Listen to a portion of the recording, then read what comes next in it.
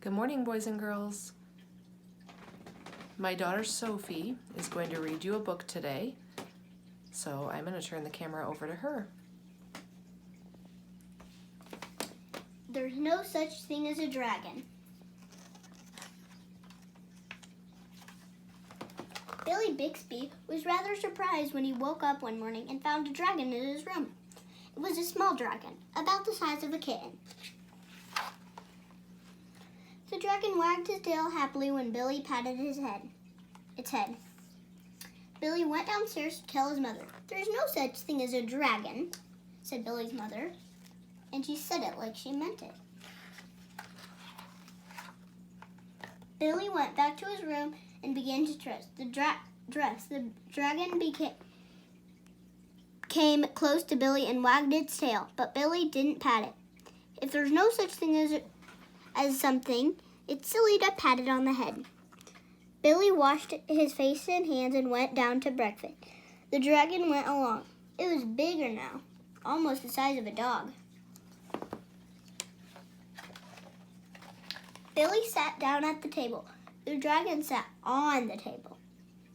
This sort of thing was not usually permitted, but there wasn't much Billy's mother could do about it. She had already said there was no such thing as a dragon. If there's no such thing as a dragon, you can't tell it to get off the table.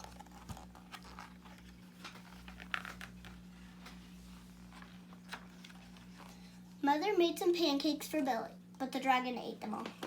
Mother made some more. The dragon ate those too. Mother kept making pancakes until she ran out of batter. Billy only got one of them. But he said that was all he really wanted anyway.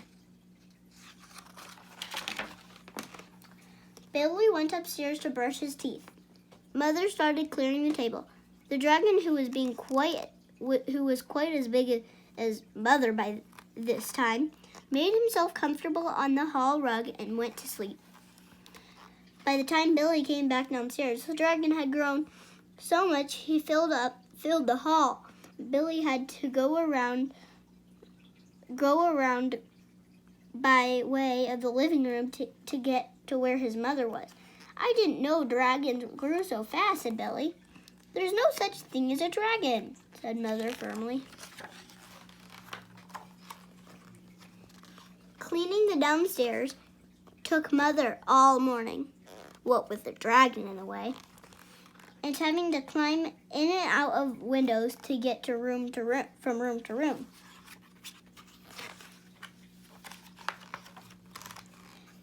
By noon, the dragon filled the house. Its head hung out the front door, its tail hung out the back door, and there wasn't a room in the house that didn't have some part of dragon in it.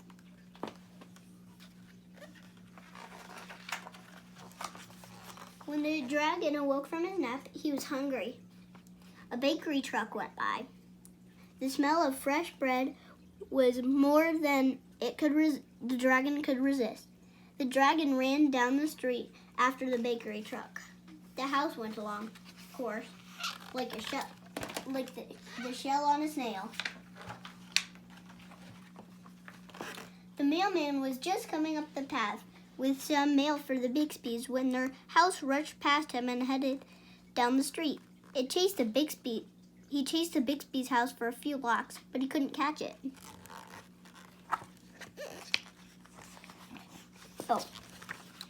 When Mr. Bixby came home for lunch, the first thing he noticed was that the house was gone. Luckily, one of the neighbors was able to tell him which way it went. Mr. Bixby got in his car and went looking for the house. He studied all the houses as he drove along. Finally, he saw one that looked familiar. Billy and Mrs. Bixby were waving from an upstairs window. Mr. Bixby climbed over the dragon's head, onto the porch roof, and through the upstairs window. "How did this happen?" Mr. Bixby asked.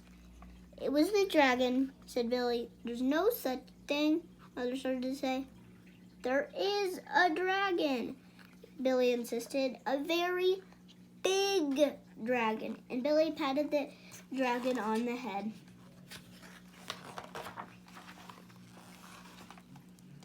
dragon wagged its tail happily. Then, even faster than it had grown, the dragon started getting smaller. Soon it was kitten size again.